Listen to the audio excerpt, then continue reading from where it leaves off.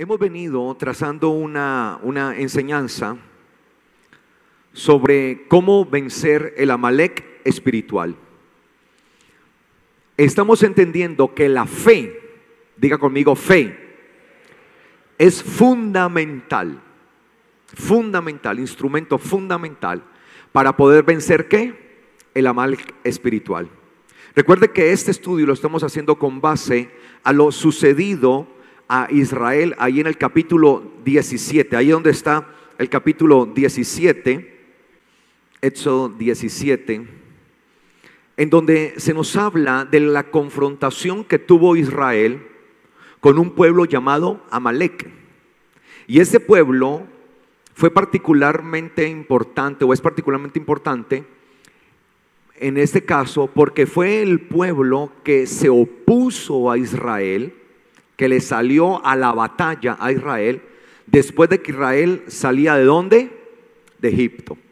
Habiendo salido Israel de Egipto, de la esclavitud, este pueblo, un pueblo muy sangriento, el pueblo de Amalek, un pueblo vengativo, sangriento, mataba a todo el que pasaba por sus linderos, le salió al encuentro a Israel. Israel se vio obligado a enfrentar a este pueblo, sin querer hacerlo, se vio obligado. Y dice la palabra en el capítulo 17 de Éxodo, el versículo 12, que en esa confrontación sucedió algo particular, que mientras Moisés tenía sus brazos arriba, Israel prevalecía, pero mientras Moisés lo bajaba, ¿vencía a quién? Amalek. Y desde allí se nos estaba revelando entonces aquello que enseña el mismo apóstol Pablo, que nuestra lucha no es contra sangre y carne, es decir, nuestra lucha no es ¿qué? Humana, sino que es contra todos los principados y potestades que representan de una u otra manera el Amalek espiritual, que se oponen a nosotros, ¿sí? Porque debemos entender, mis amados, que nosotros tenemos constantemente, todos los días, tenemos una oposición espiritual. Y no podemos desconocer esta verdad, ¿sí? Una verdad encabezada, una oposición encabezada por el príncipe de este mundo, como dijo el Señor, el príncipe de las potestades del aire, que comúnmente llamamos Satanás o diablo. Satanás o diablo no son nombres, eso es un adjetivo, es un título, un adjetivo calificativo. Adversario significa el opositor, ¿sí? El acusador. De eso se trata todo esto. Y nos estaban mostrando allí que no dependía la lucha de cuán fuerte fuera Josué y el pueblo que con él peleaba contra Amalek, no dependían de cuán diestros fueran usando la espada, sino que dependían de que Moisés tuviera ¿qué? Sus brazos arriba. Y dice en el capítulo 17, versículo 12, que al ver que los brazos de Moisés se cansaban, Aarón y Hur le sostuvieron los brazos y pusieron debajo de él una roca para que se sentara. Y dice que Aarón y Hur le sostuvieron los brazos a Moisés, uno de un lado y el otro de otro. Y así Moisés dice que tuvo ¿qué? Firmeza en sus brazos hasta que se ocultó el sol. Y esa palabra firmeza que aparece allí en hebreo es la palabra emuná. ¿Qué palabra es? Emuná. Y hemos entendido que la palabra emuná significa fe, que también significa fidelidad, firmeza, confianza, ¿sí? Eso es lo que significa emuná, fe. Y por eso, con esa firmeza, con esa fe que tuvo Moisés, fue que pudo vencer ¿a quién? A Amalek. Y precisamente esa es la enseñanza que estamos rescatando nosotros. Cómo a través de nuestra emuná, nuestra fe, nuestra firmeza, esto es lo que nos permitirá siempre tener los brazos arriba para poder vencer el Amalek espiritual que siempre vendrá a oponerse a nosotros. Entonces estamos estudiando algunas cosas sobre la fe, porque al fin y al cabo, ¿cómo venció Israel en ese momento? Con la firmeza que tuvo ¿quién? Moisés, con sus brazos arriba. Eso fue lo que le dio la victoria definitiva. Y lo que le da la victoria definitiva, como dice la Biblia, ¿sí? ¿Qué es lo que nos ha permitido vencer al mundo? Nuestra fe, dice la palabra, ¿sí? ¿Qué es lo que nos ha permitido vencer al mundo? Dice así, que nos ha permitido vencer al mundo nuestra fe. ¿Qué es lo que le va a permitir a usted vencer? Su fe. Obviamente una fe bien usada, una fe usada correctamente. Mire que Moisés no tomó una espada física para irse a pelear allá abajo con Josué, sino que usó ¿qué? Su fe, su firmeza en el Señor. Entonces hemos estado viendo algunas cosas acerca de la fe y vamos a seguir viendo acerca de esto. Santiago capítulo 1, libro del apóstol Santiago o Jacobo, me gusta llamarlo más Jacobo, sino que en la mayoría de las Biblias se le pone ¿qué? Santiago. Pero cuando usted empieza a leer la epístola de Santiago y usted la lee en idioma griego, ¿no? En el idioma en que está escrita en griego, usted se va a dar cuenta que él empieza enunciando su nombre y no usa la palabra Santiago, sino que usa la palabra Jacob, ¿sí? Que es el nombre de él, Jacob o Jacobo, ¿sí? Jacobo en griego y Jacob en hebreo, ¿sí? Jacob, Jacobo. Entonces, algunas Biblias de hecho no ponen Santiago, sino que ponen Jacobo, allí en Santiago 1:1. ¿Cómo dice su Biblia? ¿Jacobo o Santiago? ¿En cuántas dice Jacobo? Levanten la mano. ¿En cuántas dice Jacobo? Mire, porque es que el texto griego originalmente dice Jacob, Jacob, ¿sí? Sino que la traducción que le han dado es Santiago. Ok, pero no vamos a, o sea, por eso no vamos a perder la salvación, ¿no? No pierde validez el texto. Dice acá, Jacobo, Jacob, siervo de Dios y del Señor Yeshua Mesías, a las 12 tribus que están en la dispersión, salud, ¿sí? Les envía un saludo de bendición. ¿A quiénes? Es simpático, ¿no? Ese saludo. ¿A quiénes? A las 12 tribus que están dispersas. Y si les envía un saludo a las 12 tribus es porque las 12 tribus estaban ¿qué? Vivas. A veces hay un error de ignorancia. Le he escuchado a gente que dice que no, que todas las tribus de Israel se perdieron, menos la de Judá, la de Leví, de Benjamín. No, acá él está escribiendo su carta y la escribe saludando ¿a quiénes? A las 12 tribus de Israel. Obviamente eso también hay que verlo desde el punto de vista espiritual, pues usted y yo también pertenecemos ¿a quién? A Israel. De hecho nosotros somos parte también de ese Israel que el Señor está levantando. Y no estoy hablando de la nación de Israel que tiene su estado allí en el Medio Oriente, no. Estoy hablando de ese Israel como pueblo del eterno Dios, no de la nación específicamente. No estoy diciendo que usted es israelí, no, usted es israelita, ¿ok? Porque somos parte de ese Israel espiritual. Y estábamos dispersos, pero un día el Señor nos llamó y nos invitó a ser parte de esa casa fructífera, de la casa de Efraín, del doble fruto, como dice la palabra. Efraín significa fruto dual, doble fruto, ¿sí? Nosotros somos parte de esa casa fructífera que el Señor está llamando. Y obviamente Él llama de los del mismo pueblo de Israel y de entre las naciones para formar un solo pueblo para su gloria y su honra. Y dice acá en el versículo 2, hermanos míos, mire lo que dice el apóstol: hermanos míos, tengan por sumo gozo cuando ustedes se vean ¿qué? Rodeados, cercados de diversas pruebas. ¿Cuál debe ser nuestra actitud ante la prueba? Gozo, alegría, amén. Pero no los veo tan gozosos.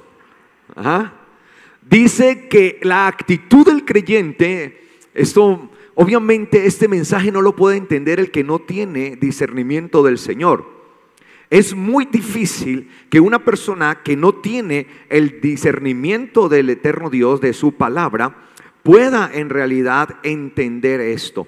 ¿sí? Porque la pregunta es, ¿cómo me voy a alegrar yo por una adversidad, por una prueba, por una situación difícil o una tentación?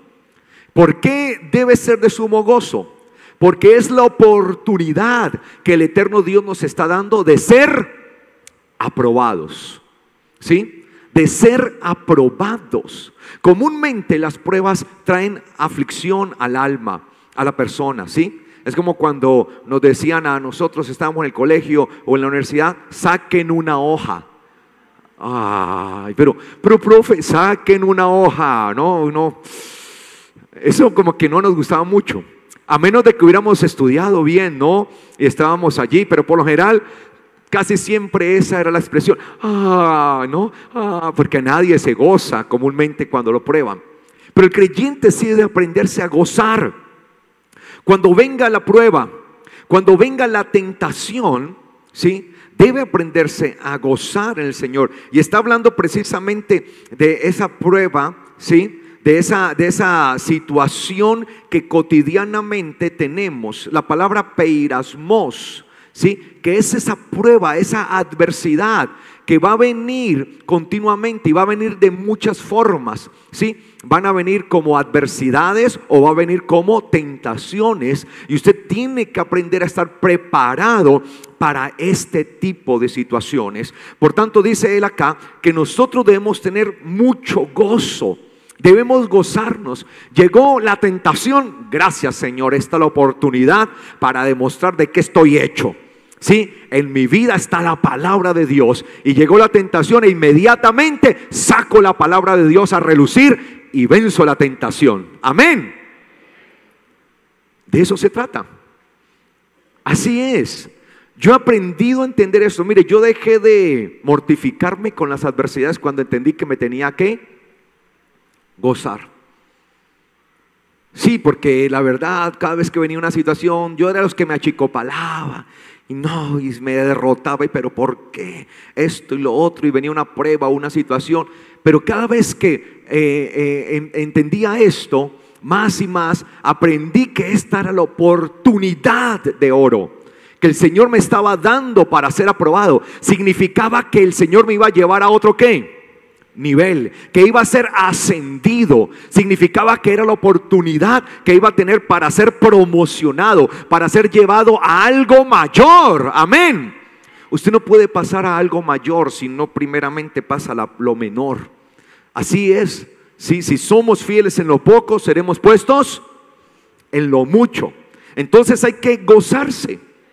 Y esto casi nos enseña que nos gocemos en las pruebas, sea la prueba que sea, venga cual venga, ¿sí? Y dice el apóstol Santiago, el apóstol Jacobo, que debemos gozarnos cuando nos veamos cercados, rodeados de diversas pruebas, ¿sí? Diversas pruebas. Y me gusta mucho la palabra que él usa allí,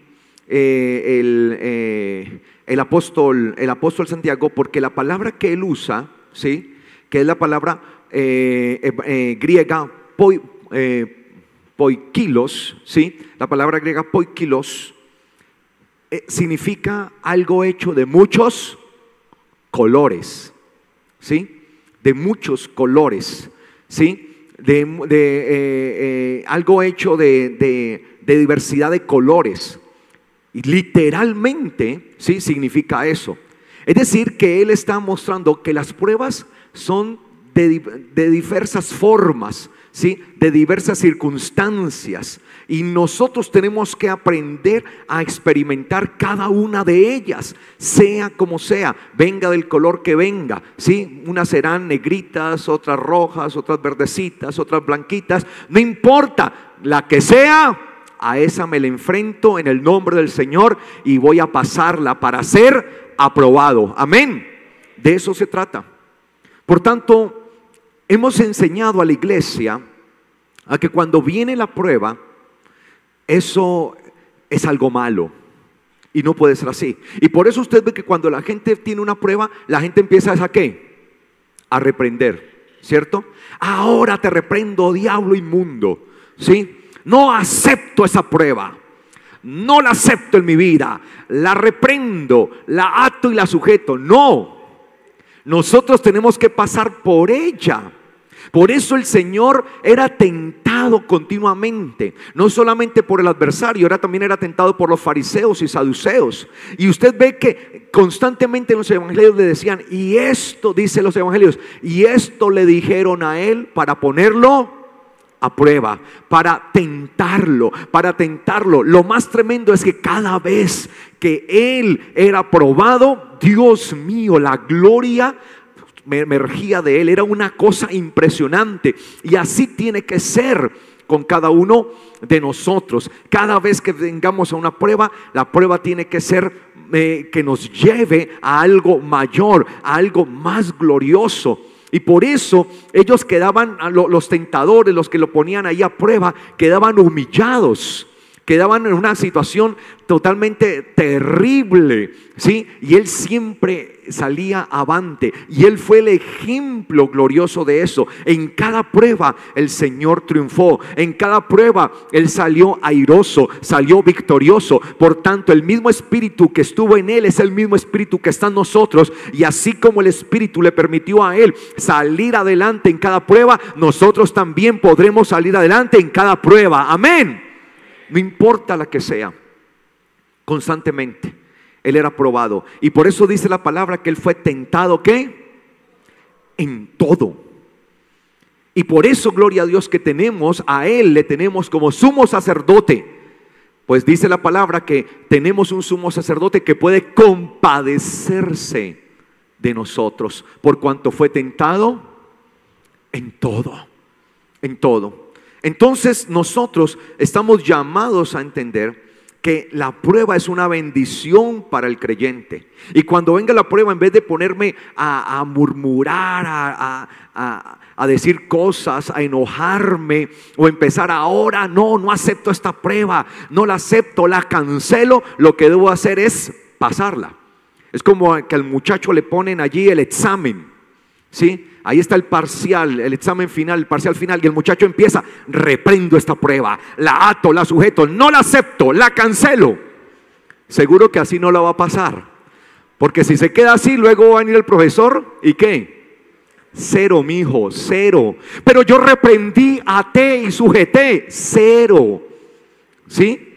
Porque la prueba se pasa, la prueba es enfrentándola, amén, resistiéndola en el nombre del Señor. De eso se trata, no se trata de cancelarla. Por eso cada prueba que el Señor fue sometido, Él la pasó. Él nunca evadió una prueba, nunca evadió una tentación, siempre la confrontó. Uno de los momentos más tremendos que vemos en las escrituras es cuando al Señor le traen, y dice que le trajeron a una mujer que fue tomada en el mismo acto de ¿qué? Del adulterio. Y se la trajeron los fariseos al Señor y se la pusieron allí. Y dice que se la trajeron para tentarle a ver qué respondía. Y se la traen al Señor a esa mujer y le dicen, y mire cómo eran los fariseos: maestro. Oh, porque ahí sí era maestro, ¿no? Pero como precisamente ellos se ataban, como dice por ahí, el pez que muere por su boca. Porque siendo ellos parte del Sanedrín, que tenía como sus principales funciones juzgar los casos, ¿sí?, que se daban dentro del pueblo, al venir ellos delante del Señor y decirle: maestro, te traemos este caso, le estaban otorgando la autoridad ¿a quién? A él, ¿sí?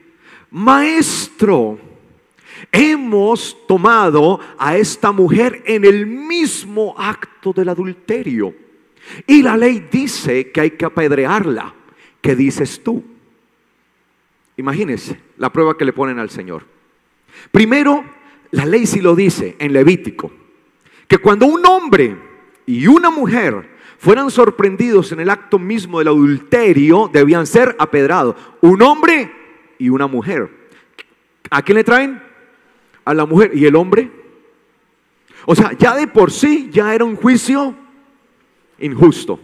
Porque, ¿y qué? Entonces estaba adulterando sola. adulteró con ella misma. ¿Y el hombre? Sin embargo, estaban haciendo todo esto ¿para qué?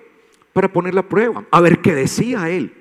Ahora, si él decía, no la apedreen, entonces tenían de qué acusarle. Está quebrantando la ley, porque estamos siendo testigos. Le dijimos que fuimos testigos de haberla tomado en el mismo acto del adulterio, y dice que no la apedreen. Este es un falso, está en contra de la ley, porque la ley decía que al fin y al cabo al adúltero había que apedrearlo, porque el adulterio era un pecado terrible. Hasta el día de hoy sigue siendo un pecado terrible. Ni se le ocurra adulterar. Si usted no quiere verse, mire, por experiencia que llevo en el pastorado, en el ministerio, de ver tantos casos, de atender tantos casos como una persona que asesora familias, que atiende familias, ¿sí? Tantos casos que puedo decirle, mire, todos los casos de adulterio traen consecuencias terribles. Si uno supiera las consecuencias que trae, uno ni se le ocurriría adulterar. El adulterio es muerte.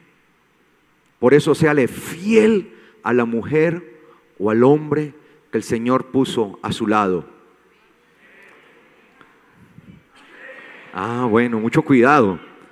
Y si usted está andando en esos caminos raros, hermano, arrepiéntase antes de que sea demasiado tarde. Ojo con eso, se lo digo.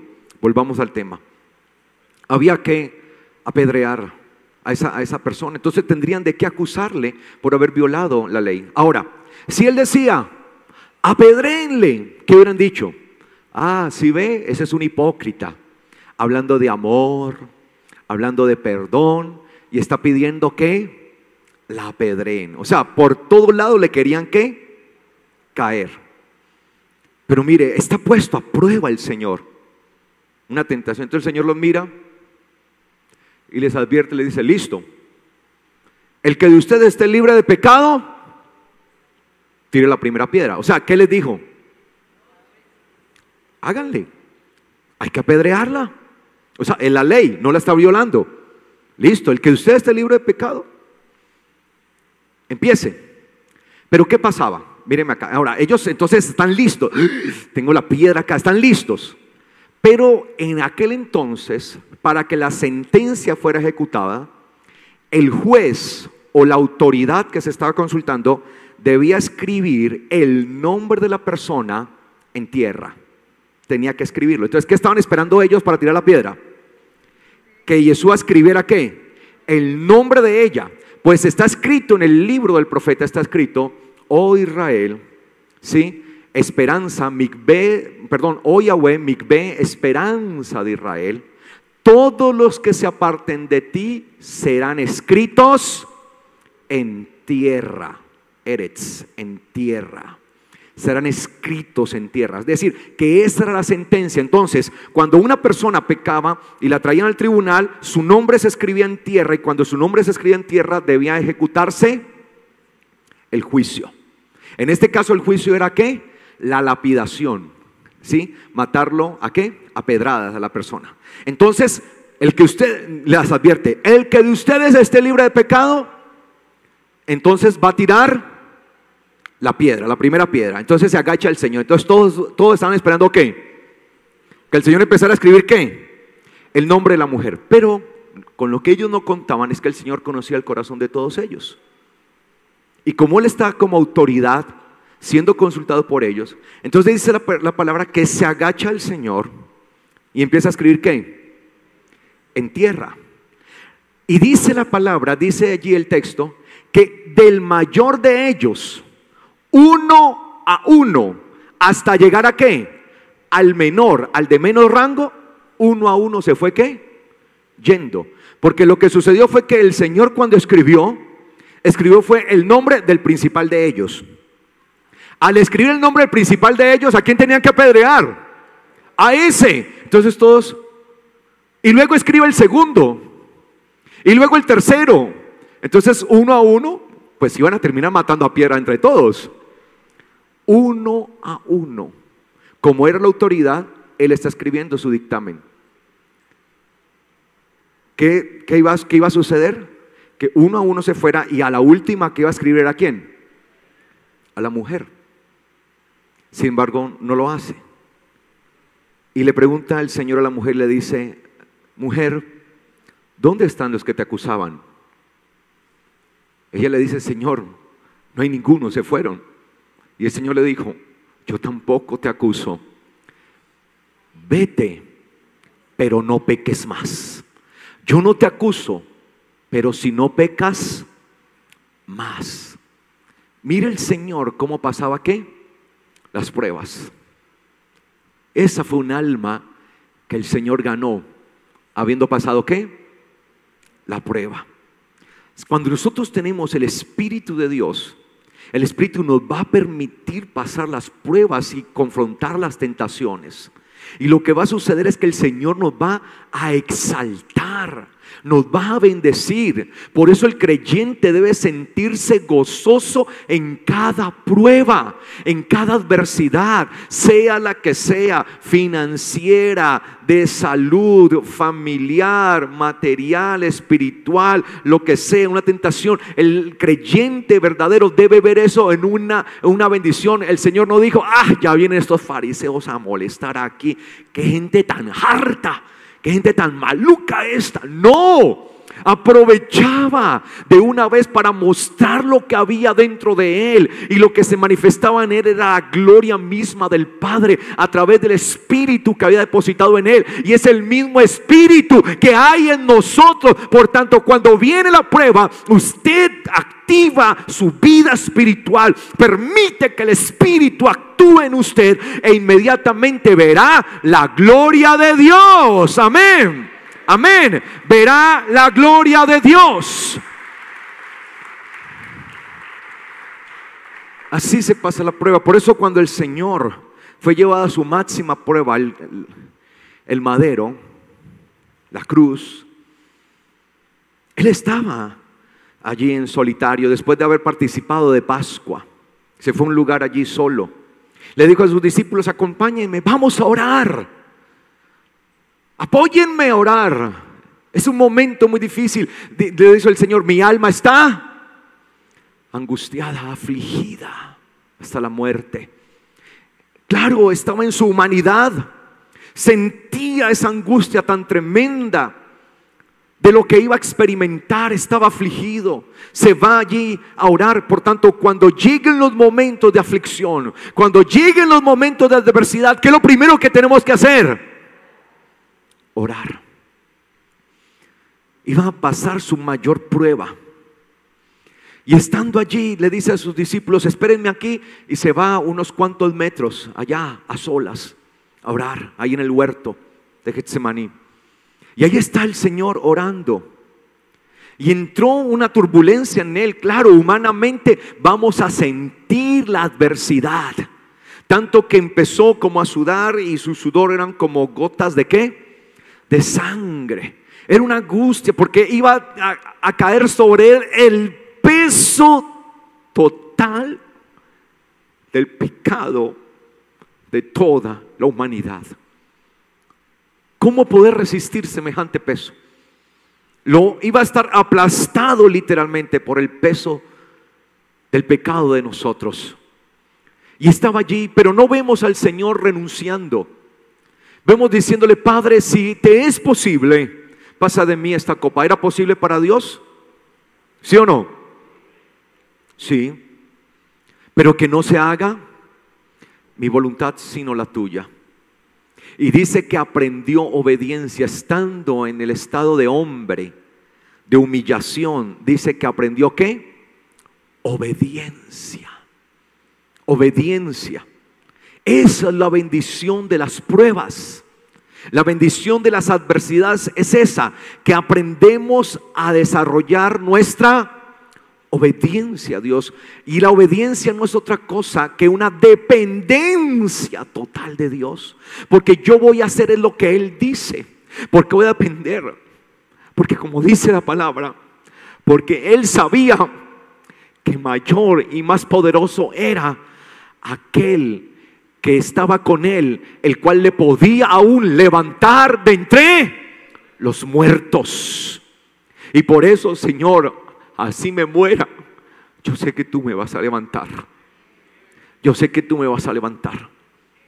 Él sabía y por eso confió en su Padre, porque sabía que mayor y más poderoso era aquel que estaba con él, que le podía levantar aún de entre los muertos. Él sabía que si tengo que morir, pues aún tú me levantarás, tú me resucitarás, tú no dejarás mi alma en la muerte. De allá aún me rescatarás, de allá me levantarás. Y el Señor fue confrontado y fue llevado a su gran prueba. Y no renunció a pasar a la prueba, aceptó la prueba y fue humillado y fue sentenciado. Pero después de haber pasado la prueba, fue aprobado. Y por eso dice la palabra que le fue otorgado un nombre que es sobre todo nombre, para que en el nombre de Yeshua se doble toda rodilla de los que están en los cielos, en la tierra, debajo de la tierra, y toda lengua confiese que Él es el Señor, para gloria de Dios Padre. ¿Cuántos alaban el nombre del Señor?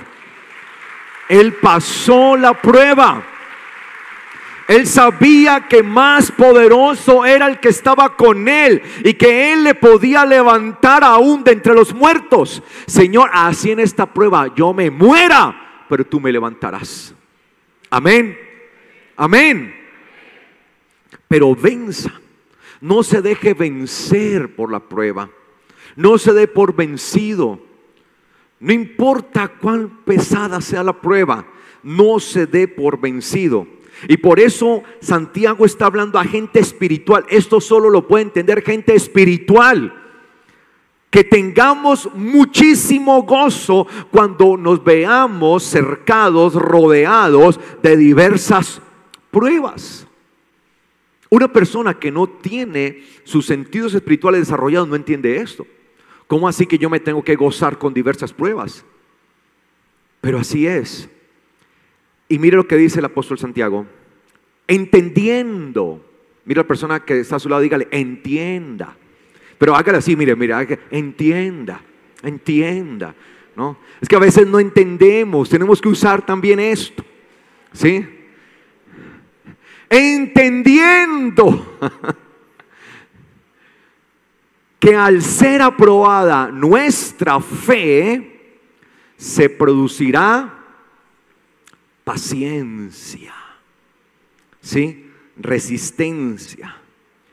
La palabra allí yo traduzco así, será aprobada, porque la palabra dokimion, que es ya algo que está ¿qué? Aprobado, algo que ha pasado la prueba, algo certificado. Obviamente para llegar al nivel de dokimion, primero se tuvo que haber pasado por una ¿qué? Por una peirasmos, por una prueba, ¿sí? Por una prueba. Entonces este elemento es aprobado, certificado de calidad, y nos sellan. Entonces cada vez que pasamos una prueba, el Señor va poniendo su certificado de calidad. Este va bien, allí, sello y contec del cielo, ¿no? Ahí de una vez, ¿sí? Con normas ASA, ISO y todo. Tenga, este va bien, está pasando las pruebas. Porque cuando se hace algún producto y ese producto se somete a una prueba y no pasa la prueba, ¿qué pasa con el producto? Lo desechan. Lo tienen que volver otra vez, vuelva otra vez al proceso, ¿no? Otra vez, mándenlo otra vez que no pasó la prueba, mándenlo otra vez allá. Entonces muchas veces el no pasar la prueba genera que volvamos a tener que pasar otra prueba, la misma prueba, está repitiendo la misma prueba.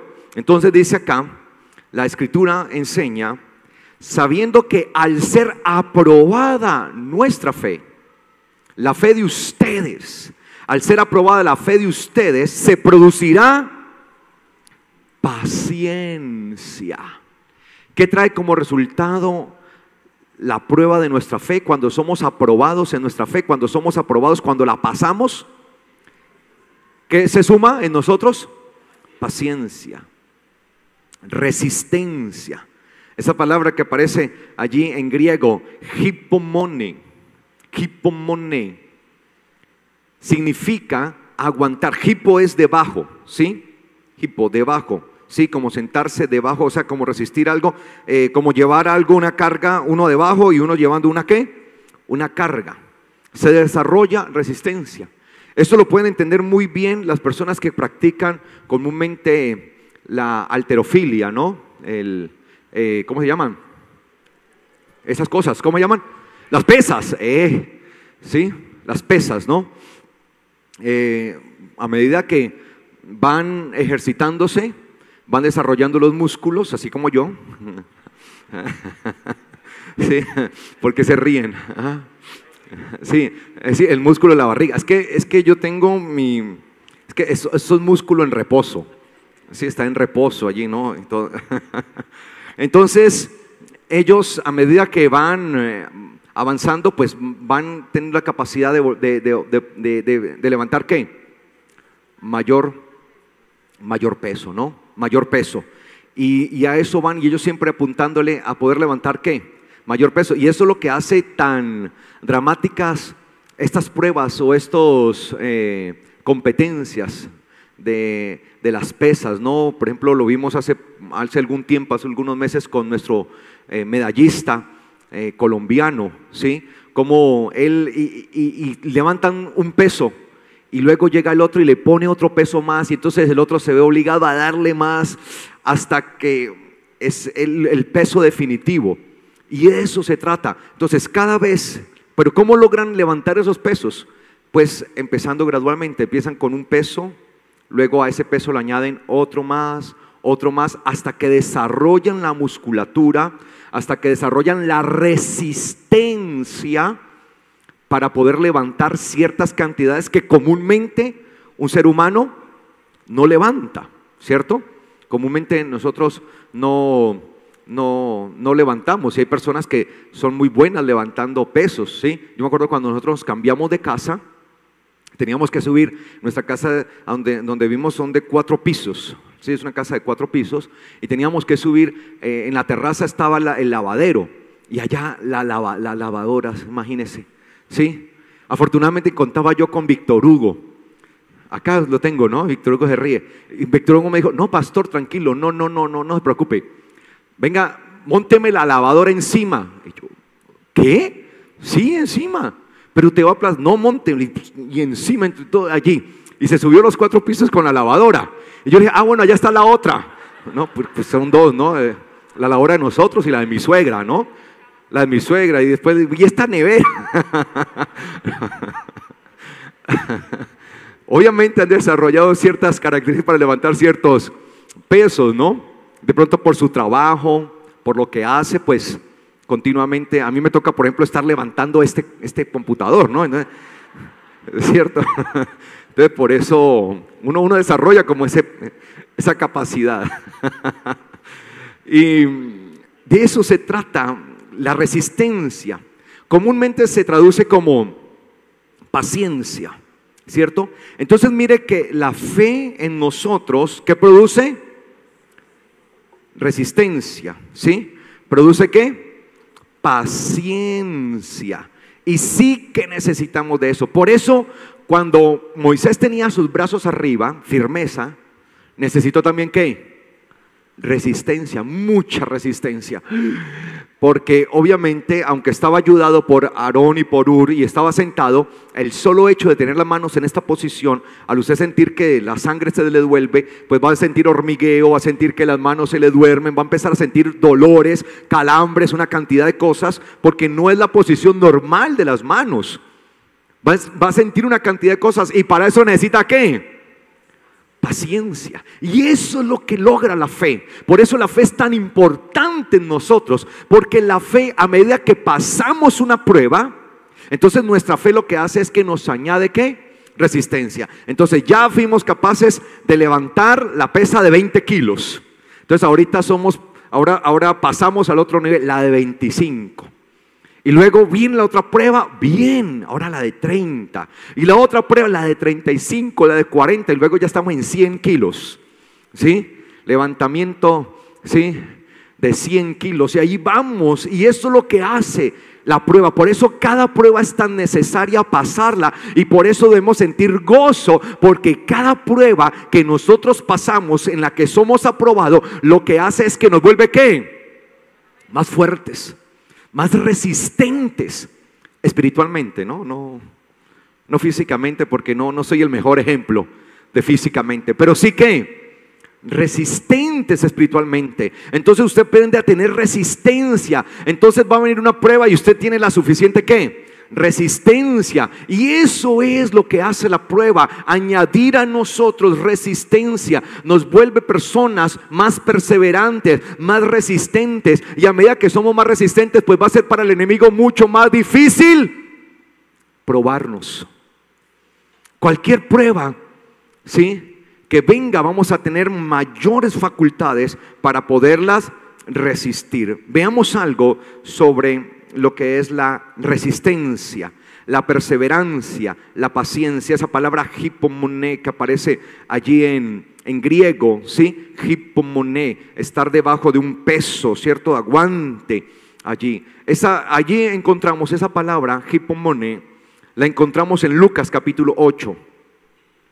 Lucas capítulo 8, versículo 15. Lucas capítulo 8, versículo 15.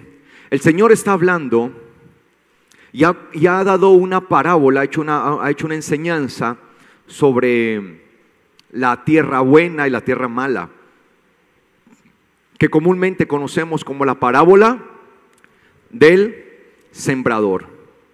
Entonces nos dice que el sembrador salió a sembrar y repartió y empezó a sembrar la semilla. ¿Y la semilla qué es? La palabra de Dios. Y dice que esa semilla empezó a caer en diversas tierras. Se nos habla de 4 tipos de tierras. Y de esos 4 tipos de tierras, solamente una fue ¿qué? Buena. Por tanto, no nos debemos tampoco desalentar cuando nosotros predicamos la palabra, que la gente no escuche. Porque por lo general es más la gente que no escucha, pero siempre tendremos la esperanza de alguien que ¿qué? Escuche. Si nos atenemos solamente a la parábola del sembrador, por cada 4, uno atiende. Es decir, un 25% siempre atenderá. Aunque el porcentaje pareciera bajo, nuestra esperanza está en eso, en que aún siempre habrá gente que atienda ¿qué? El mensaje. Y dice en Lucas capítulo 8, versículo 15, que alguna de esas semillas, la semilla cayó en buena tierra. Y que esa buena tierra, ¿quiénes son? Son los que oyeron la palabra con corazón ¿qué? Recto y bueno. O sea, hay de verdad una disposición en el corazón, en el pensamiento, en el entendimiento de recibir ¿qué? La palabra. Hay una disposición correcta. Un corazón correcto y bueno, y producen, o esta tierra, ¿sí? Produce fruto ¿con qué? ¿Qué dice su Biblia? Perseverancia, hipomoné, aparece ahí, hipomoné, ¿sí? Con perseverancia, con paciencia. Es decir, que la perseverancia y la paciencia tiene que ver ¿con qué? ¿Con qué? A ver, ¿dónde fue que leí? Y producen fruto con perseverancia. La perseverancia tiene que ver ¿con qué? ¿Producir qué? Fruto. La perseverancia bíblicamente tiene que ver con eso. Por eso cada vez que nuestra fe es probada y pasamos la prueba y nuestra fe resulta ser aprobado, se nos va a dar mayor resistencia. Esa resistencia significa que se nos da mayor capacidad de ¿qué? De fructificarnos. Más fruto puede dar usted. Usted va a ser una persona mucho más ¿qué? Fructífera. Pero recuerde que aquel que no da fruto es ¿qué?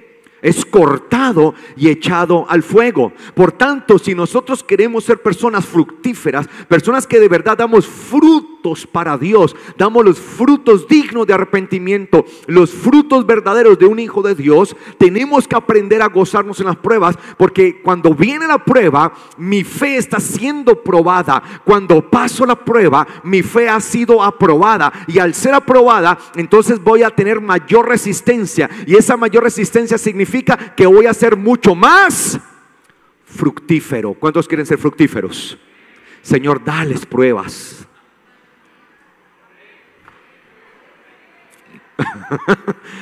¿Cómo se produce? ¿No es así? Lo estamos viendo. ¿Cuántos quieren ser fructíferos? Ay, ya no tanto. Pero es mejor es mejor ser fructíferos, porque el que no da fruto es cortado. ¿Sí? Entonces, mire, ¿cómo es? Esto es un proceso, ¿no? Esto es como una fábrica. La fábrica de hijos de Dios, ¿cierto? La fábrica de creyentes.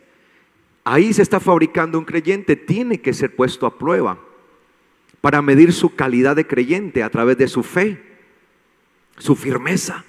Si va a permanecer firme en Dios, porque es que la fe es eso, lo que nos permite saber, es aquello que nos permite ver si vamos a permanecer firmes o vamos a ¿qué? A flaquear ante la adversidad, ante la tentación. Eso es fe, permanecer ¿qué? Firmes. Entonces viene la prueba, pasamos la prueba, nuestra fe pasó la prueba, se nos añade resistencia. Quiere decir que ese añadido de resistencia significa que vamos a ser mucho más fructíferos, mucho más fructíferos. Y yo quiero ser cada día más fructífero. Y sé que para ser más fructífero necesito más resistencia, necesito más paciencia. Y para obtener esa paciencia necesito esa fe en mi vida. Pero para poder pasar esa fe que sea probada, es necesario que sea rodeado ¿de qué? De diversas pruebas. Amén. Amén. Por eso esto es para valientes, mis amados. El evangelio no es para gente que no esté comprometida. El evangelio es para gente comprometida, para gente valiente, para gente que ha entendido quién es el que mora en ellos. Sí, somos personas, somos humanos, pero es que la ventaja es que en nosotros está el Espíritu de Dios. Amén. Es por eso que somos vencedores.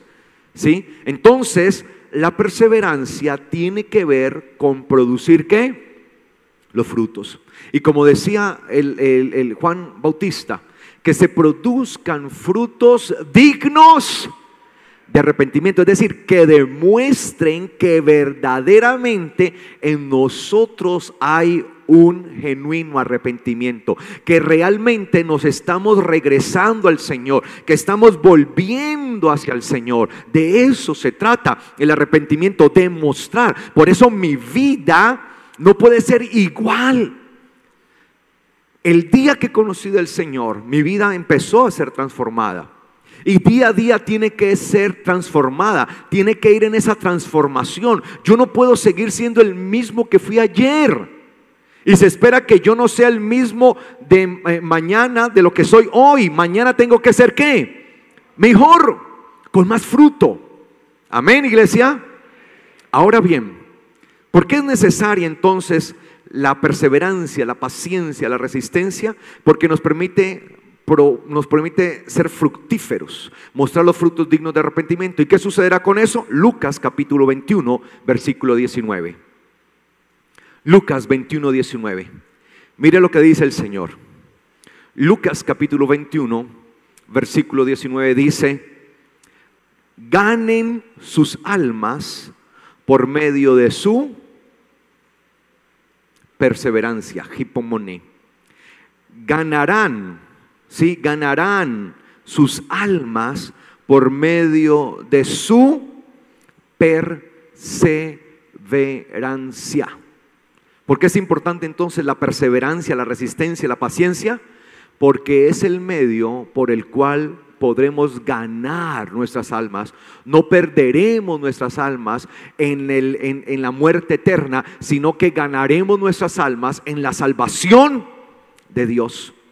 Mire que esto está demostrando, y lo está diciendo el Señor, esto está demostrando que de una u otra manera, si bien la salvación depende del eterno Dios, el proceso de la salvación, o sea, la salvación como tal, es otorgada por el eterno Dios. El entrar a esa salvación, el persistir en esa salvación de una u otra manera, depende de nosotros. O sea, tenemos que hacer un trabajo. Claro, el Señor provee la salvación de manera grande. De hecho, proveyó la salvación ¿para quién? Para todo el mundo, para que todo aquel que en él cree no se pierda, mas tenga vida eterna. Para todo el mundo, es una salvación universal. No está adscrita a un grupo de personas únicamente, sino es universal. Pero ¿por qué, si la salvación es universal, por qué solamente unos cuantos la obtendrán? Porque solo unos cuantos entendieron su compromiso de tener que ganar sus almas, y el alma se gana perseverando, no con flojera. Yo no puedo amanecer con flojera espiritual. El día que amanezco con flojera espiritual, ese día me lleva el diablo. Claro, yo no puedo amanecer con flojera espiritual. Tengo que amanecer con resistencia, muy resistente, ¿sí? Puede que el hombre exterior se esté gastando, sí. Uno se va a gastar, y a medida que pasa el tiempo uno siente que se va gastando. Gracias al Señor, bueno, tengo 41 años, ya voy para los 42 años, pero yo aún me siento con mucho vigor, mucha fuerza. Sin embargo, entiendo que ya no puedo hacer las mismas gracias que hacía cuando era muchacho, ¿sí? Porque ahora veo que ya me cuesta más trabajo. Y el apóstol Pablo habla de esa realidad. Y él dice, aunque nuestro hombre exterior se vaya desgastando, el interior se tiene que ir, ¿qué? Fortaleciendo. De eso se trata la vida espiritual. Sí, nuestra realidad es esa.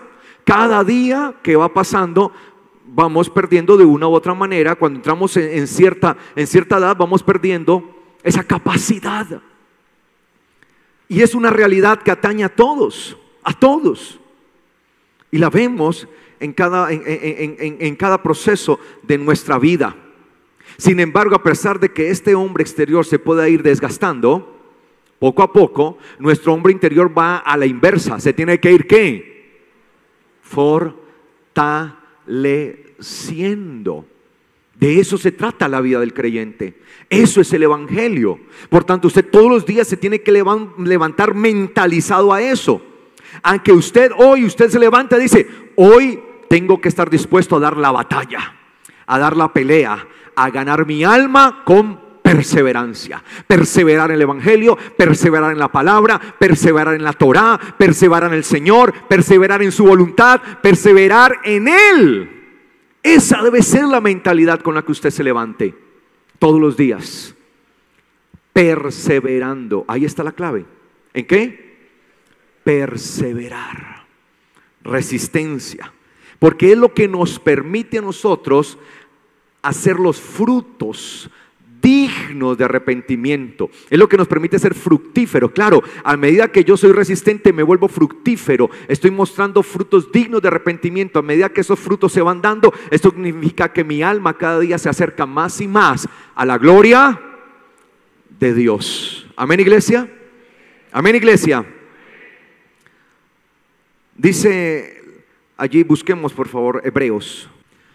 Vamos a terminar con esto. Hebreos capítulo 12, versículo 1. 12, versículo 1. Este nos va a gustar, Hebreos, yo sé que sí. 12:1, porque a nosotros nos gusta toda la palabra, amén. Dice, por lo cual también nosotros, teniendo alrededor nuestro una grande nube de testigos, desprendiéndonos de todo peso del pecado que nos asedia, corramos con paciencia, perseverancia, la carrera que nos está puesta por delante. Mire que de una u otra manera el pecado es un peso, pero eso es un peso que nos estorba para poder ¿qué? Correr la carrera pacientemente. Claro, y para poder correr una carrera de estas, ¿sí? Se necesita tener mucha perseverancia. Aquí tenemos Javier. ¿Tú has participado en esta carrera? ¿Cómo se llama? La carrera, esta que tú participaste. ¿La qué? No. La maratón. Esa es la maratón que hacen aquí. Él ha participado, ¿sí? En esta maratón. Y creo que Javier, pues que ha participado físicamente en eso, sabe que la preparación para eso tiene que ser muy fuerte, ¿sí? De hecho, Javier él es preparador físico y él se ha preparado también en Argentina y en partes esto, ¿sí? En esa parte ha aprendido bastante. Y se requiere muchísimo esfuerzo. Por eso no cualquier persona puede ir a participar en eso, porque ha corrido unos cuantos cientos metros y ya está desmayada. Si quiere sostener el ritmo de carrera, ¿no?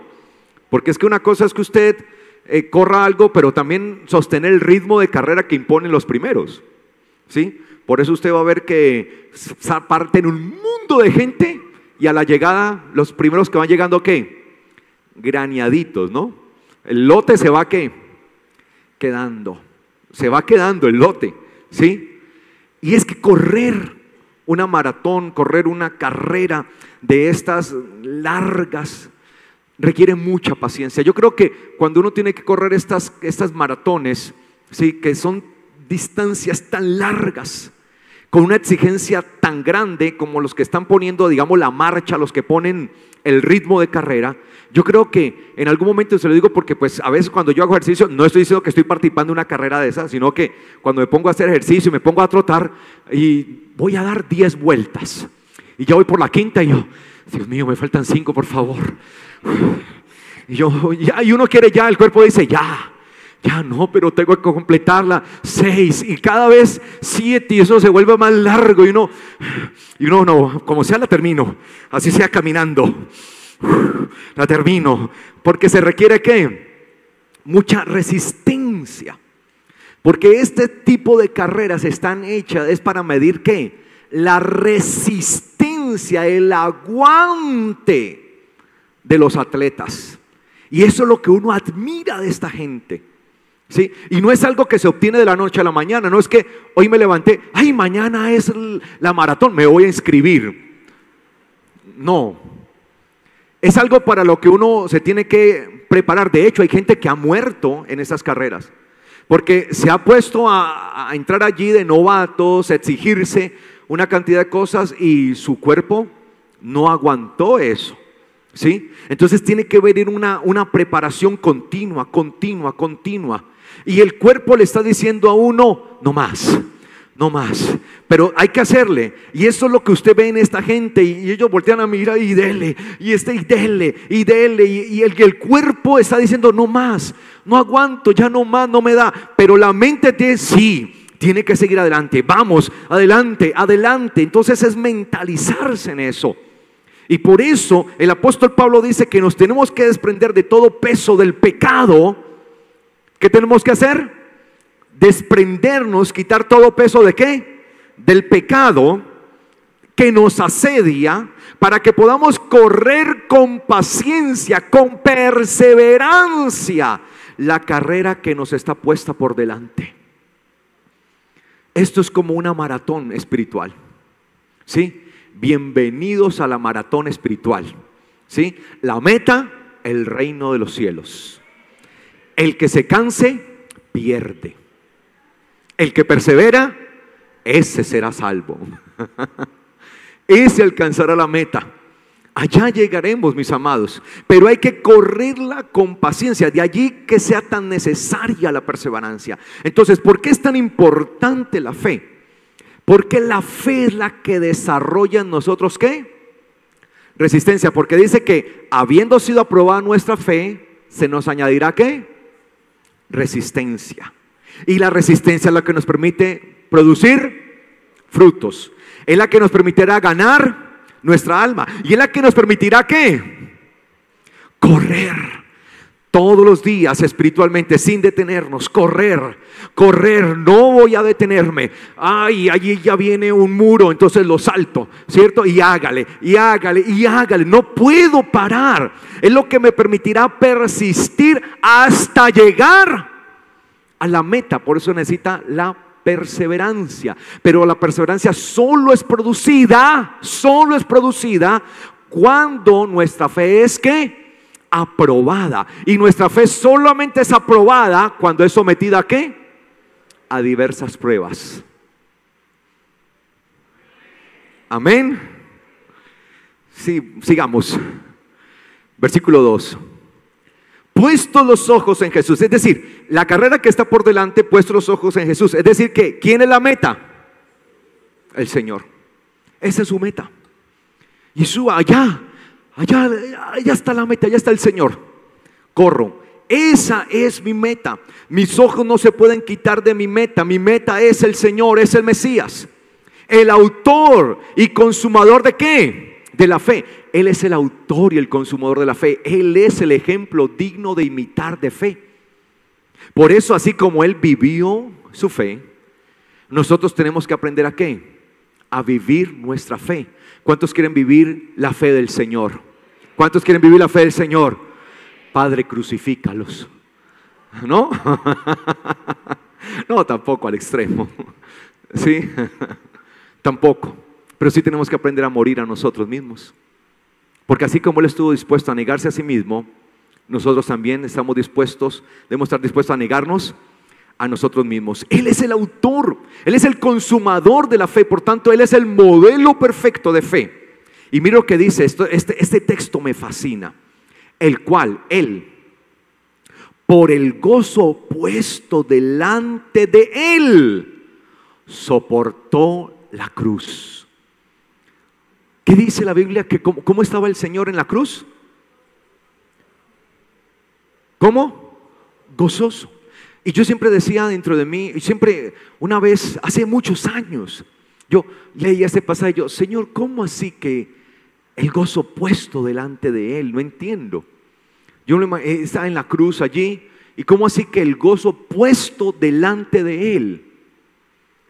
Y estaba yo pensando en eso cuando empecé a ver como una imagen en mi mente, ¿sí? Donde el Señor estaba puesto en el madero y el Señor me empezaba a mostrar una multitud de gente. Y en ese momento, en medio de la multitud de gente, me veía yo. Y el Señor me decía, tú eras el gozo puesto delante de Él. Por eso Él no renunció, por eso Él no se bajó de esa cruz, porque tú eras el gozo, tú eras en lo que Él se gozaba, porque Él estaba viendo la cantidad de personas que estaban siendo salvas y que se iban a salvar. Ustedes, mis amados, cada uno de nosotros éramos el gozo puesto delante de Él en la cruz. Ese era el gozo. Él estaba allí, pero se gozaba porque nos veía a nosotros salvados. Veía que su esfuerzo, su sacrificio no iba a ser en vano. El gozo puesto delante de Él. Y por ese gozo puesto delante de Él, soportó la cruz. Y despreciando el oprobio, desechando, o sea, no haciéndole caso al oprobio, se ha sentado a la diestra del trono de Dios. Cuando nosotros corremos con perseverancia, el Señor, ¿qué hará? Nos levantará. Así lo hizo el Señor. Él con perseverancia lo hizo y fue puesto en la gloria de Dios. Y dice versículo 3: consideren pues al que soportó tal contradicción de pecadores contra sí mismo, para que su ánimo no se canse ni desfallezca. Por eso necesitamos ¿qué? Resistencia. Para que nuestro ánimo ¿qué? No se canse, no desfallezca, sino que podamos continuar día a día. No podemos desmayar, no podemos desfallecer, cansarnos. Y dice acá, pues todavía, y mire lo que dice acá, pues todavía ustedes no han resistido hasta derramar la sangre combatiendo contra el pecado. ¿Cómo se combate contra el pecado? Derramando la sangre. Es decir, dejándolo todo en el ring. Al pecado se le combate dejándolo todo. ¿Derramando qué? La sangre. Y mira, y el escritor dice, ustedes hasta ahora no han derramado la sangre. Es decir, ¿qué? Les falta. Todavía les falta. Ay, pero es que esa prueba, ¿cuál prueba? Hágale, lo quiero ver derramando sangre. ¿Sí? Ay, pero es que Señor, hágale, no veo que le esté botando sangre. Cuando le vea botando sangre, ahí sí hablamos. Espiritualmente hablando, ¿no? Que uno no se vaya a confundir espiritualmente. Eso es una expresión que quiere decirle que hay que darlo ¿qué? Todo. Combatiendo hasta la sangre. ¿Cómo se combate al pecado? Hasta la sangre. ¿Cómo se combate al pecado? Hasta la sangre. ¿Ya lo combatió así? Y dice, y han olvidado la exhortación que como a hijos se les ha dado, diciendo, hijo mío, no tengas en poco la disciplina del Señor, ni desmayes cuando seas reprendido por Él, porque el Señor al que ama, disciplina y azota a todo el que recibe por hijo. ¿Cuántos son hijos de Dios? Gracias, Señor, por tu azote, por la disciplina. Permanezcan bajo la disciplina, pues Dios les está tratando como a hijos. Porque ¿qué hijo es aquel a quien su padre no disciplina? Pero si quedan sin disciplina, de la cual todos han llegado a ser partícipes, entonces serán bastardos y no hijos. ¿Cuántos quieren ser hijos de Dios? ¿Es necesario qué? ¿La qué? La disciplina, la corrección. Entonces, mis amados hermanos, para vencer al Amalek espiritual, lo hacemos a través de nuestra firmeza, de nuestra fe. Pero para que esa fe crezca y se fortalezca y se haga más poderosa, tiene que ser probada. Y va a ser probada para que seamos ¿qué? Aprobados. Ese es el propósito.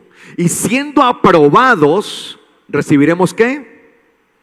Resistencia. Y esa resistencia nos permitirá dar frutos. Esa resistencia nos permitirá correr con paciencia la carrera. Esa resistencia será la que nos permita a nosotros ganar nuestras almas. Amén, iglesia. Amén. Así se enfrenta al Amalek espiritual, con resistencia, dándolo todo hasta la última gota de sangre contra el pecado. Amén. Amén. No los veo muy más de uno ahí. Déjamelo masticarlo, pastor. ¿Sí? Déjame, yo lo analizo bien. De eso se trata, para que seamos tenidos por dignos de ser hijos de Dios. Por favor, colóquese de pies en esta mañana.